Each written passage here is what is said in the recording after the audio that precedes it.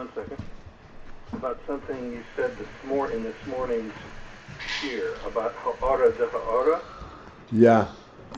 So it seemed. So you said, to know that there is such a thing as truth, and then to know that something is knowable.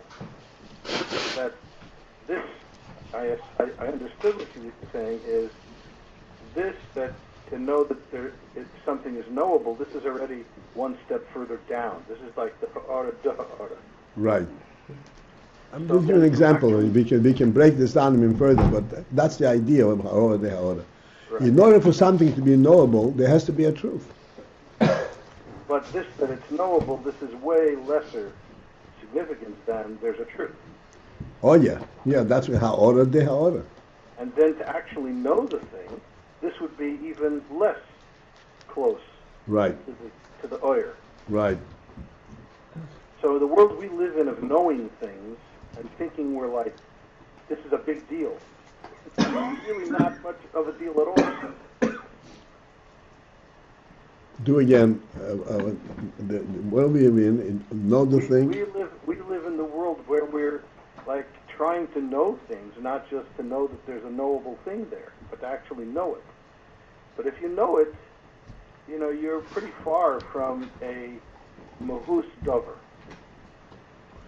Absolutely.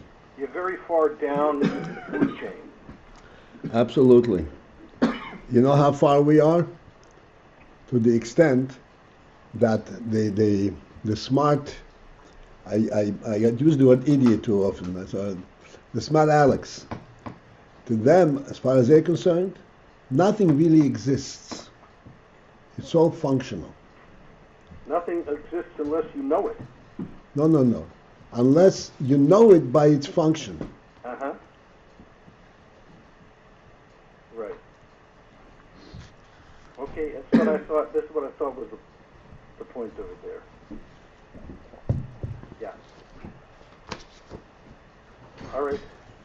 Just a clarification. Yep. All right.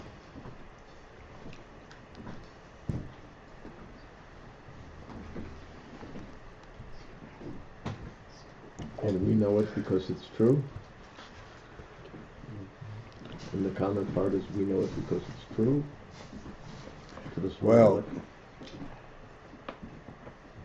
if you know it with your seichel, with real seichel, not seichel, but relative seichel, but real conceptual seichel, yes, then you know it. It's at chokhmah. You know it in chokhmah. You know it because it's true.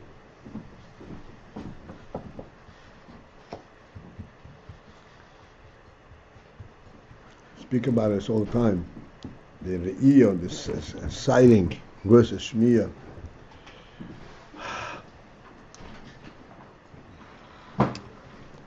All right.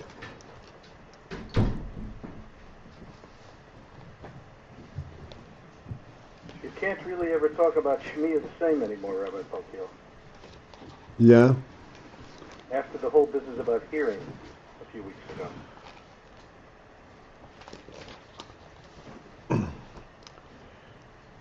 There are two different things. There is the effect of hearing, and there is the fact of hearing, what you hear.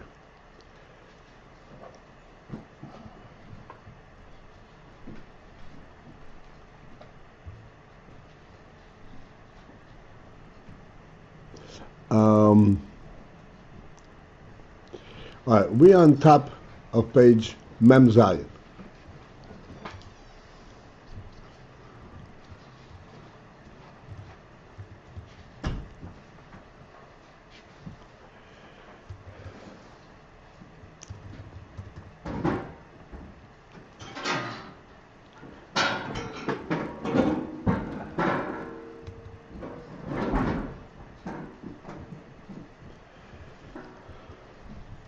So the Rebbe is explaining the Metzias of the Nivroim. The Nivroim are the result of the union between Ayin and Yesh, Chochmah and Bina. And this union is a union ruchni,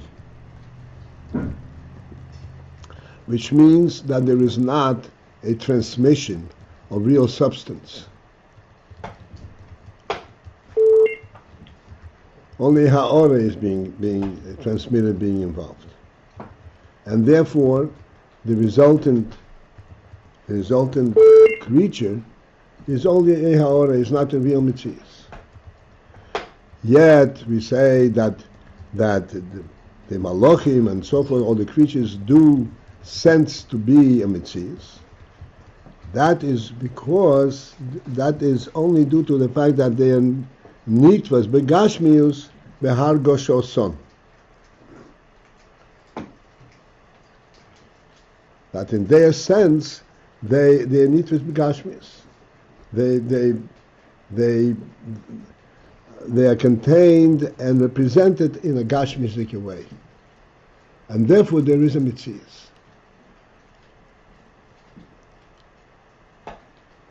For those who are following this, I just want to point out the idea that they need was begashmiyus, and that's why there is the element of mitzius.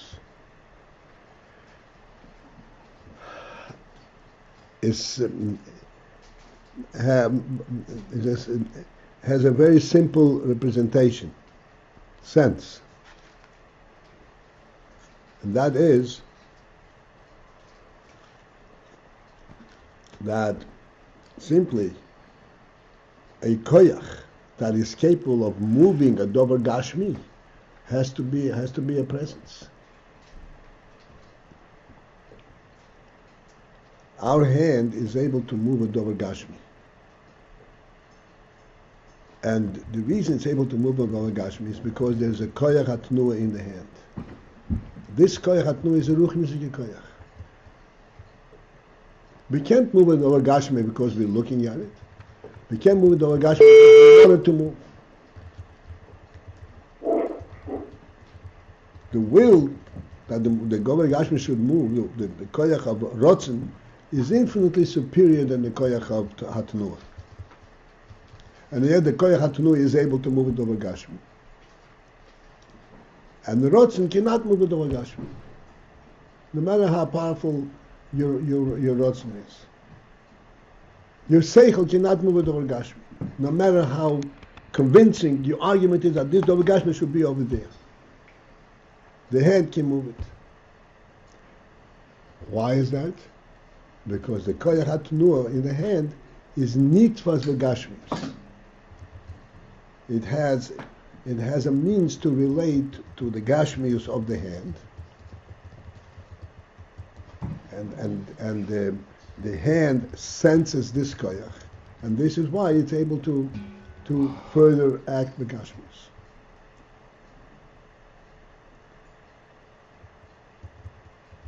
In our hergish, it's an interesting, phenomenal thing. In our hergish, the koyach hatnuah is more real than the koyach haseichel. In our sense of experience.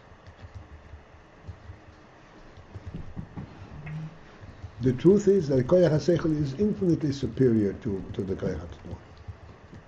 Koyach HaSeichel is truly representative of a nefesh, of a living neshama. Koyach HaTnuah is the lowest element of that. But because it's nitvas begashmius, because therefore it has a sense of a mitzias.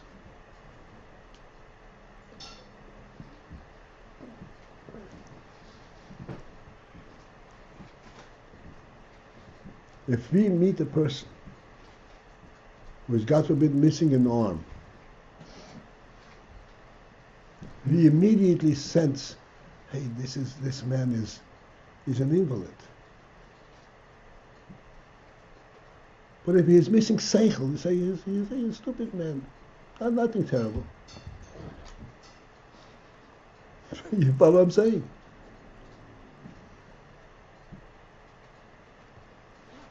If he's a fool, doesn't have seichel. Where the rachmanos on the person in reality is much deeper. But we don't see him as an invalid. I don't mean somebody who is not well. It's somebody just short on seichel. Because this blemish is in the ruchnisike level. And it doesn't seem to be of primary significance. When he's missing a limb, God forbid, then yes, he's an invalid. This is the extent to which the hatfosa, the nitvos, begashmius, gives an aura of a presence of Metzias. And this is why, the Rebbe explains, this is why the Nivroim, even though they're in fact the ha-arah, bilvad, but they need to be begashmis, and therefore they appear to be very real.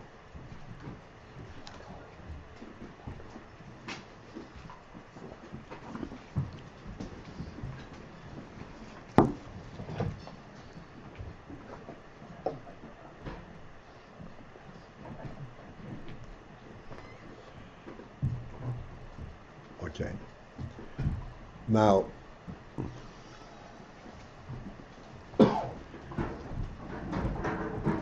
it would behoove us now, it would be very revealing if we would further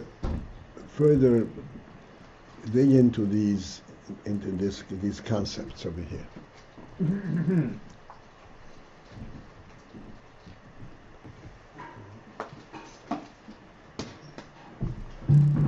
What makes something a real Metzius? So we define the word atzmi and so forth, but we have a much better grasp on the whole concept. And that is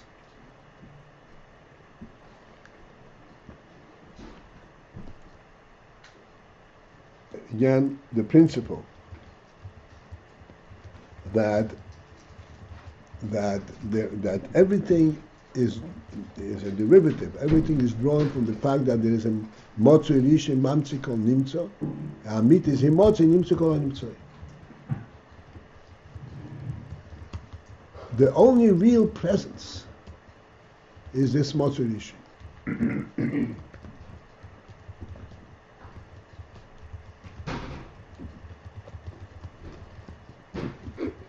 Everything comes from this motzu rishon. And the extent to which the motzu rishon is identifiable in this entity, to that extent it's a real Metzias.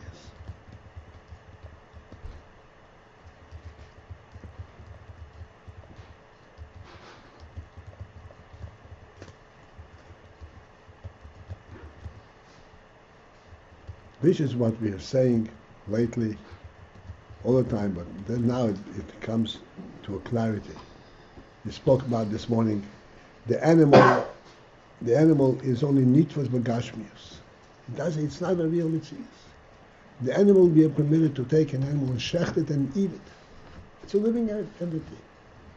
Permitted to shecht and eat it. A human being, God forbid. And they said it's the deepest sin is chas v'sholom if somebody takes somebody's life. There's absolutely no leniency there whatsoever.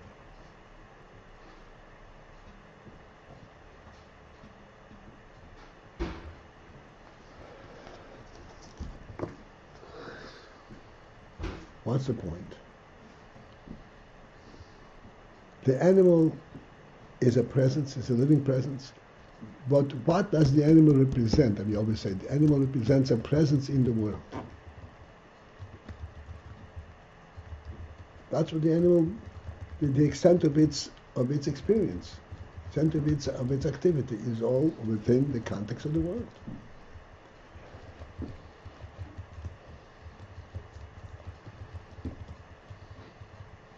Honey, can you take the flower pot? Please move it over there to one of the windows in this blocking over here. Thank you.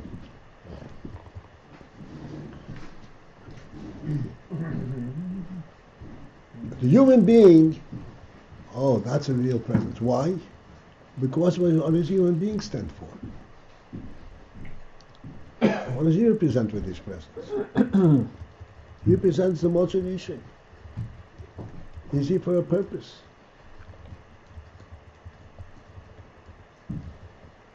He is a real Mitzias. This is the definition of real Mitzias or ha-arah. So those that were created only mitzat chochmah bina, that zivu gruchni, do not have the etzem. They have the ha-arah of a lakus, but not the etzem of lakus, and therefore they're not the real Mitzias. This will still come up. Just felt that would be an opportune moment to kind of put things in perspective, and then we have a clarity. When we start talking about ha-arah and Mitzias Amitis, Mitzias Amitis means a godly presence.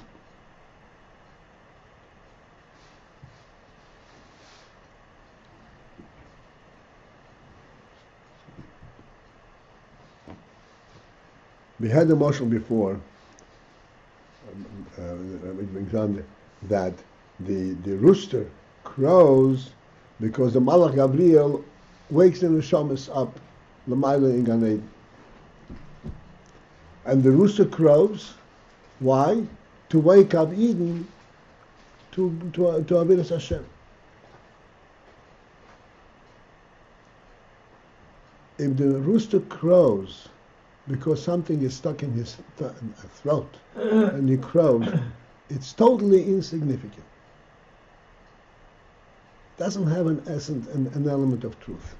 And he will not be reflective of Malach Gabriel. There's no real significance there. The fact that there is a reality in the crow of the rooster, because in fact there is a reality, because he crows exactly at the moment when he's supposed to wake up the Eden to go to Avodas Hashem at midnight. That's a real thing. And where does he get that kind of truth and kind of reality, that kind of presence? Because the source of this rooster is Malach Gabriel. Malach Gabriel, so to speak, crows and he crows. But he's not just crowing and making a sound. He's actually waking the neshamas up, leading up. That's his mission. That's his mission. That has a reality to it.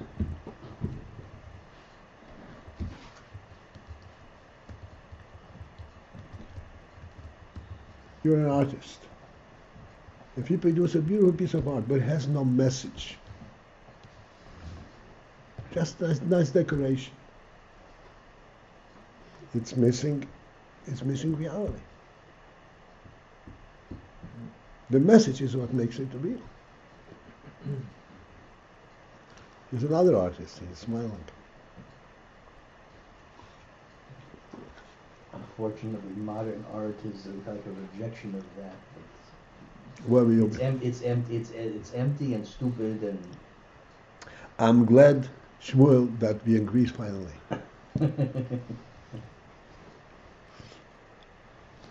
All right, let's continue.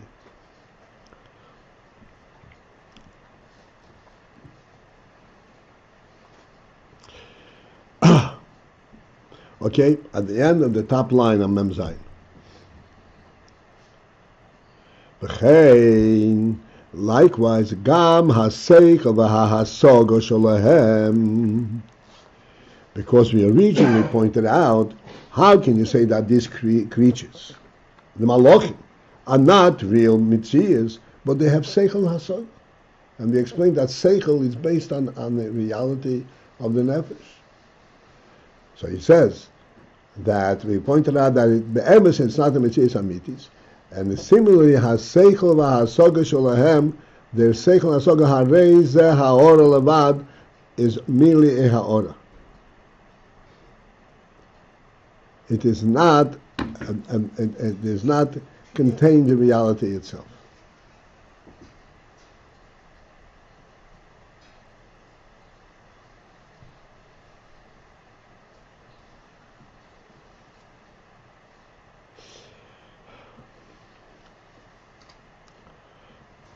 Commission is boiling, and as we explained earlier, the whole inyan hasoga v'sichli, that in fact hasoga v'sichli in general, hu rag ha-arah,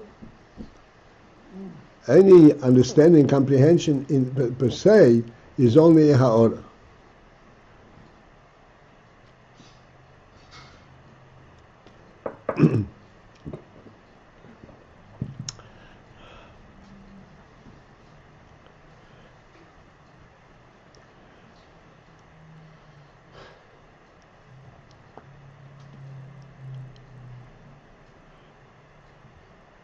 In other words, the knowledge of the seichel is only ha-arah. It's almost like saying that which I'm observing, I'm seeing something. So the thing may be a true thing, but the sighting of it is only ha-arah, only an appearance. And the same thing is in seichel. שגם בשורשו יומקוירוי בכוח המשכיל. Now we're going further down. That hasoga v'sichli, seichel in general, even in the very source of the seichel. Because hamaskil, hu rag ha-arah, it is only ha-arah.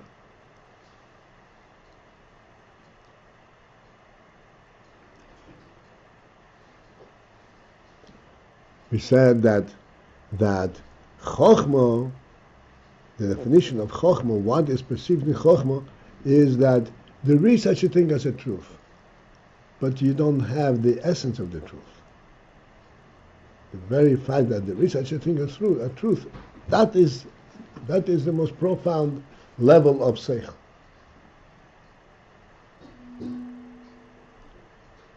What is actually represented in this knowledge that there is such thing as truth, what truth is it referring to?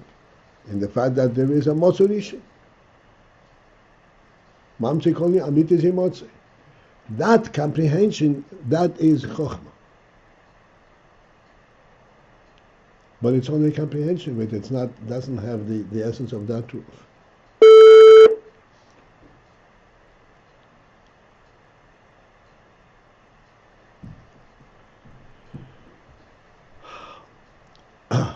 V'chein gilui haseichel, and likewise from the etzem haseichel, the way it's rooted in the koyach hamaskil, and gilui haseichel, when you actually apply the seichel and you're able to identify things api seichel, keil hu ha-arah levad, it is merely ha-arah.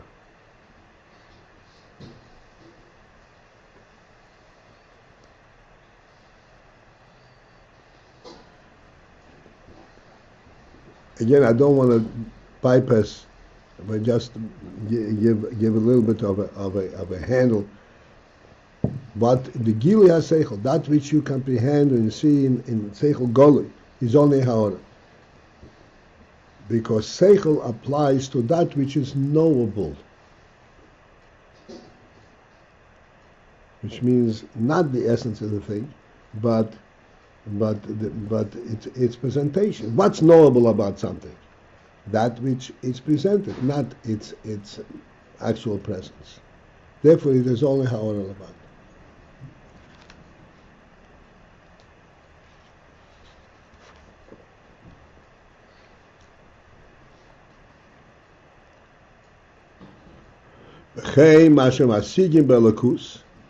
At the end of this whole discussion of Seichel, we'll probably recap.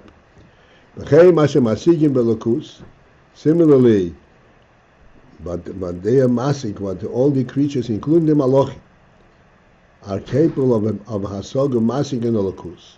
Elokus is the only reality there is. Nevertheless, hu rag v'ha-arah elikis.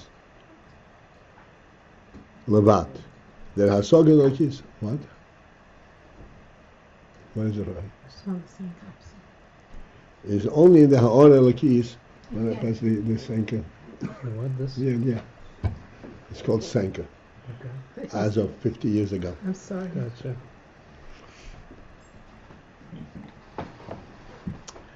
Uh,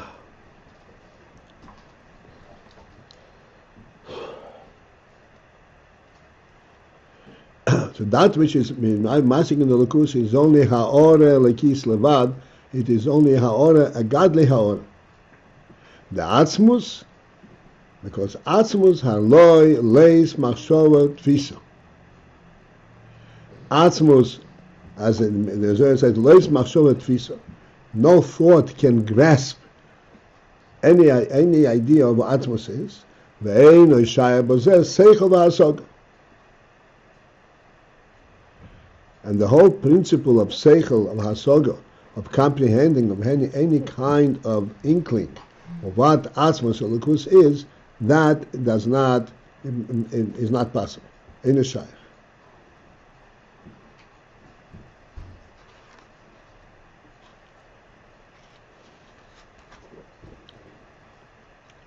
This is a principle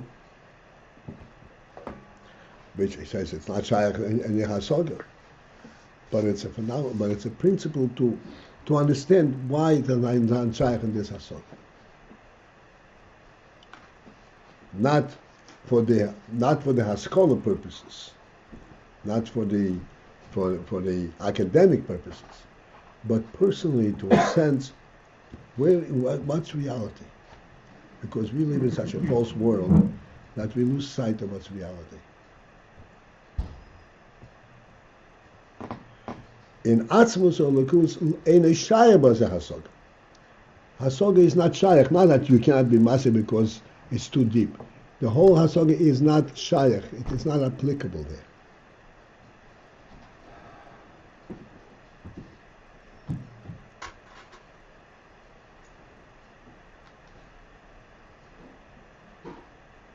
So we explained many times that the word hasoga means grasp.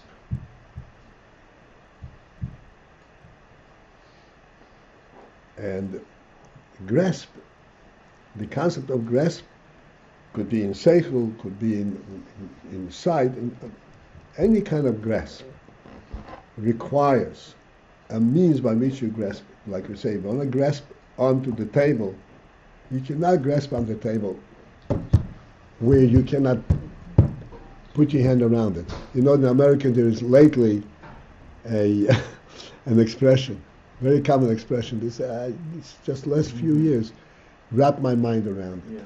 Yeah. Can't wrap my mind around it. Because that is really a very telling expression. That all that we are involved in is not which you can wrap your mind around.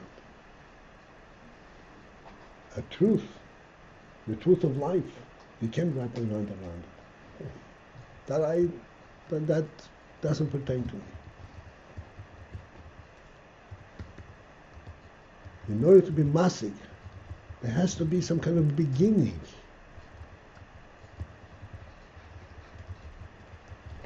We spoke about it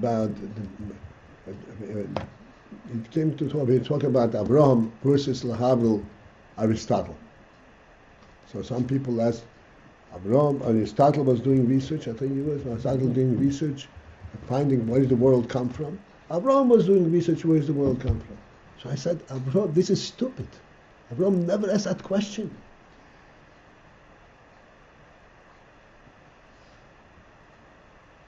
You don't even grasp what the world is.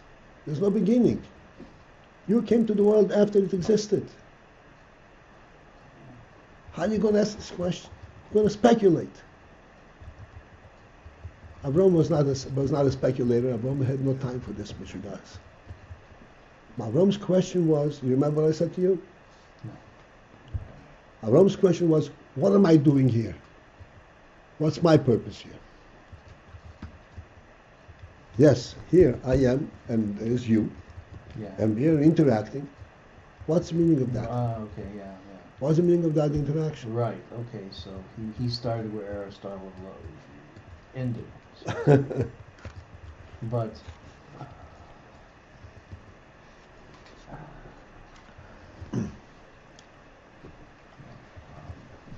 He also asked. No, I don't want to go in. This is the pshat. In the lakus, the whole concept of hasoga doesn't apply. And yet, this is the truth in which where we come from. This is the truth that we represent. And this truth permeates and is present in everything, not only in everything, but in every one of our actions. This is what makes everything real. Like I said, the rooster crows. There's a godly principle in this. He crows to wake up the neshomas. There's a godly principle. He's not crowing because he's got a tickle in his throat.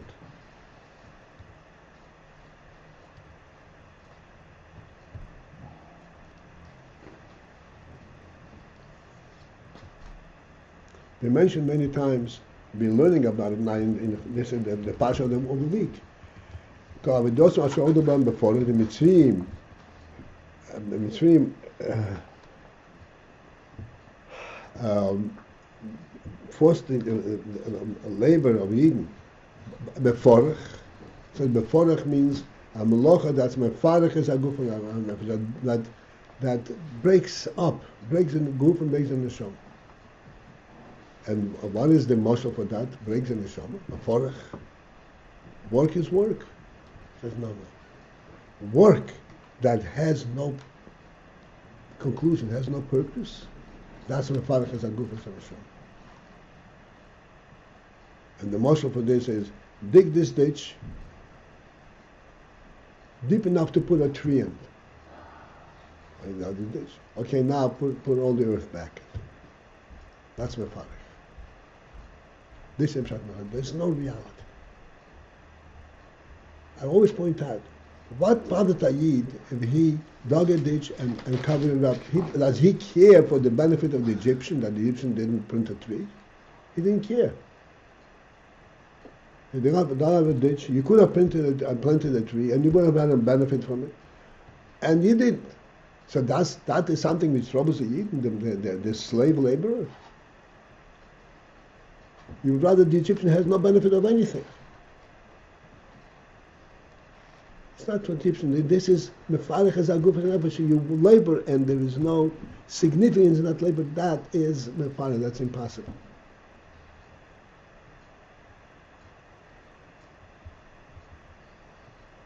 Because there is not a godly spark in it, any kind of reality.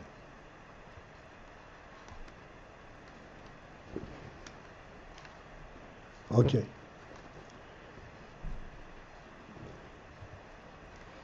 So the hasoga is not shayach b'chlal in lakus. A lakus is everywhere automatically, because that's what the where represents, comes from.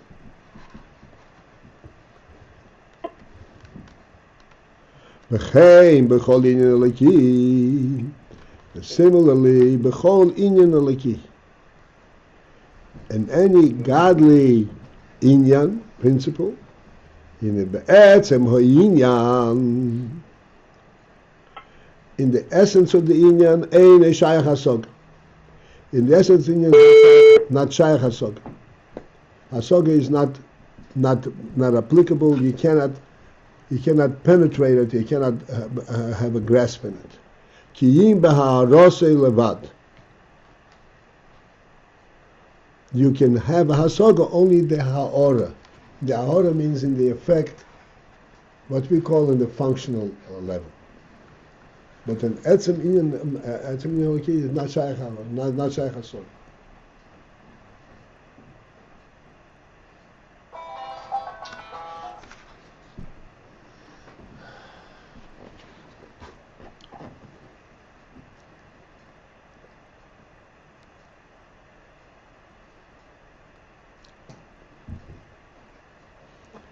We don't need to go further than the illustration I said before.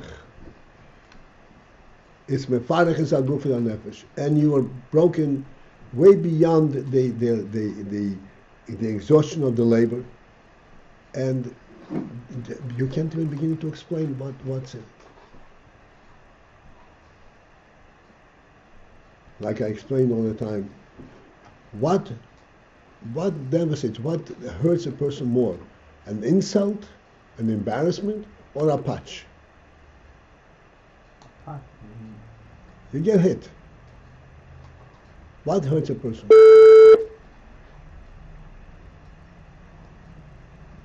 An insult.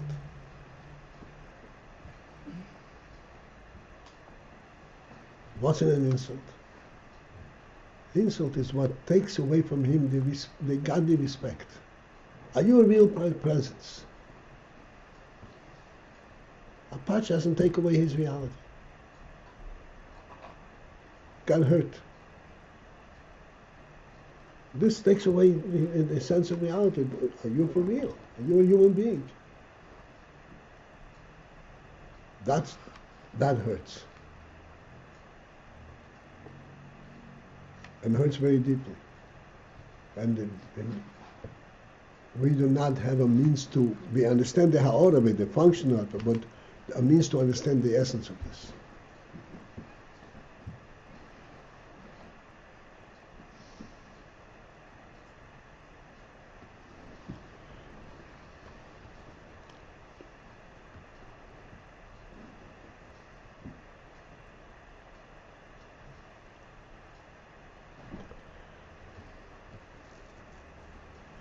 Ukmoi, this Ayin, that even that in any Ayin we do not have any hasaga except the ha-arah, only the ha-arah of it. That's where the hasaga ends. And the same thing, b'chol inyan eliki. No, ukmei, no, he said, ukmei, and just as she'ein on masigi mahus haruch niklam. Just as we do not have a hasaga, we do not have a sense of any kind of comprehension, mahus haruch niklal. What type of presence is this ruchni?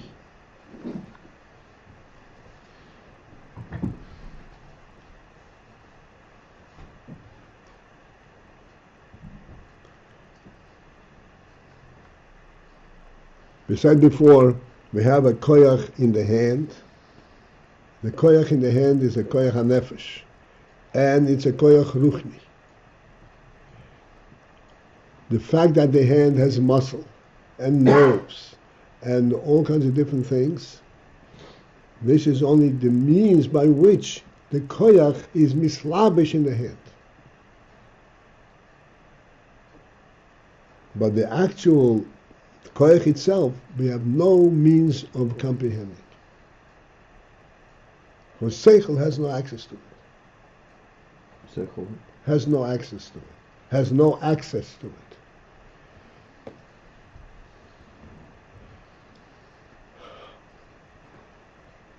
What differentiates? Why doesn't it have an access to it? We see the koyach functioning.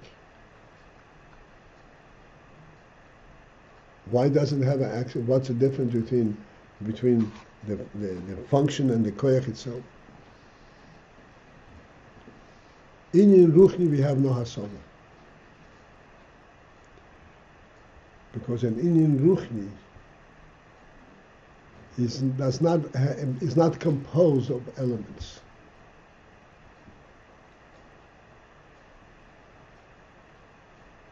It's not a composite. It's an essential element in like we say all the time. We know what a table is. You know why we know what a table is? Even though a table really is a human concept. It's an inyan ruchni in essence. The reason we know it is because it's represented in Gashmias through a composite, through a structure, through a form. But this is only the chitzonius of it. We point out them, this is only the chitzonius. This is not the reality of what it is. The reality of it is that it represents the human spirit, and that we have no access to understand. We cannot say, why does a human being feel like that? It's not a composition. There's no beginning and end. There's no beginning, a middle, or an end. It's just a neshama reality of a human being. And as we say all the time, I'd like you to understand this. The real truth of this element, of this human spirit, is not even, so to speak, in his own neshama. It is in the neshama, but in the neshama as mislavish in the group, it is in the mission for which the neshama was brought into the world.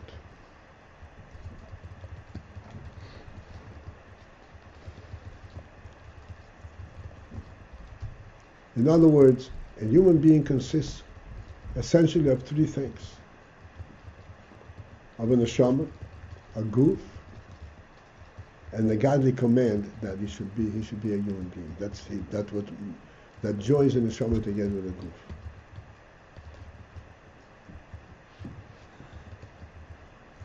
This is what gives a human being his purpose. This is what says you cannot eat in the street, because then you're violating this creation that God called human being. This is not your neshama, this is not your group, this is the special reality of that creature.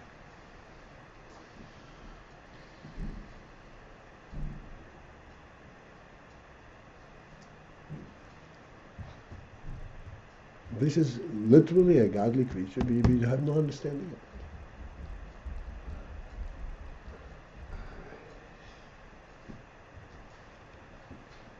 Pointed out the other day, not in this class, in the other class.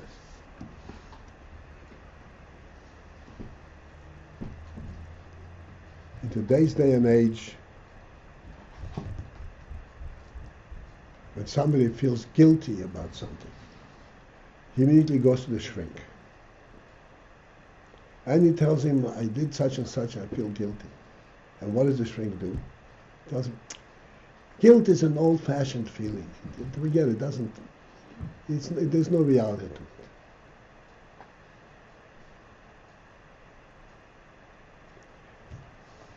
it.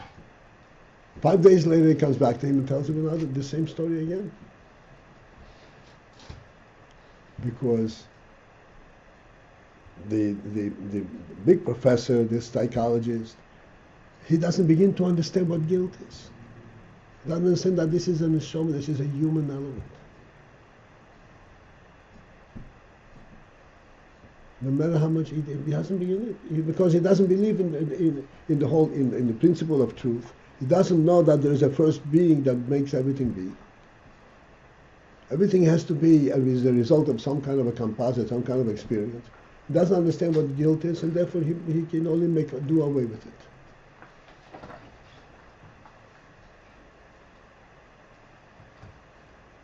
But in truth, it's a reality. A reality representing the reality of the human being, which is a godly creature.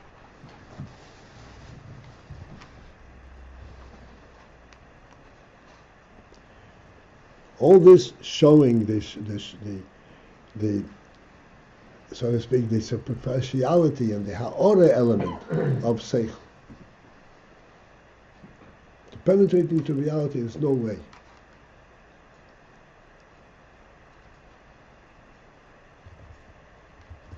That was Abraham Avinu said, to find out what the world is, how the world came to be, is stupid. What it's for, what do you do, what am I supposed to do here? That you can know.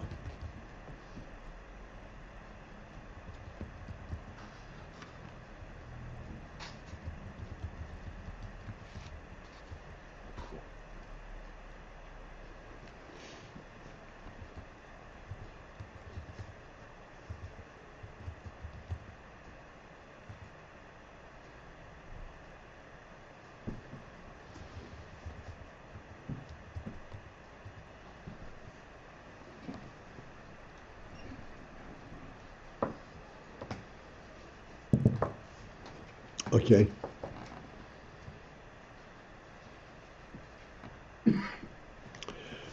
Okay. Likewise, in any in the leki, ein onu masigim mahus kim hametzius. They're not masig the mahus or ruchni kim metzius.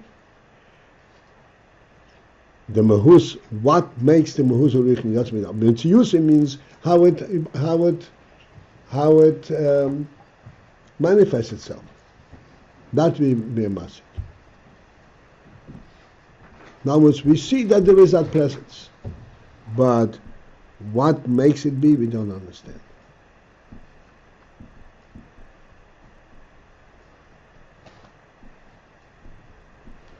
Okay, we'll finish this next slide. V'chein b'cholin eleki.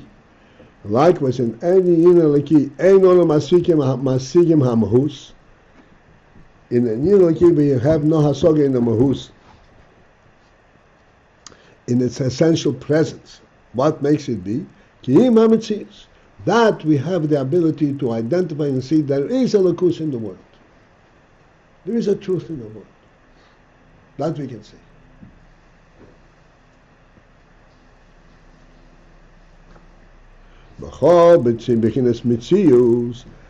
And any mechina mitzius, any aspect of a mitzius, just a presence, ha-arah levad. It is merely ha-arah. It is not the essence itself, not a real mitzius.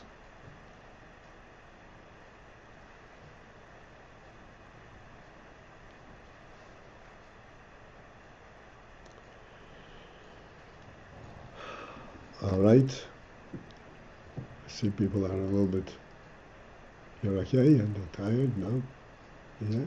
Oh.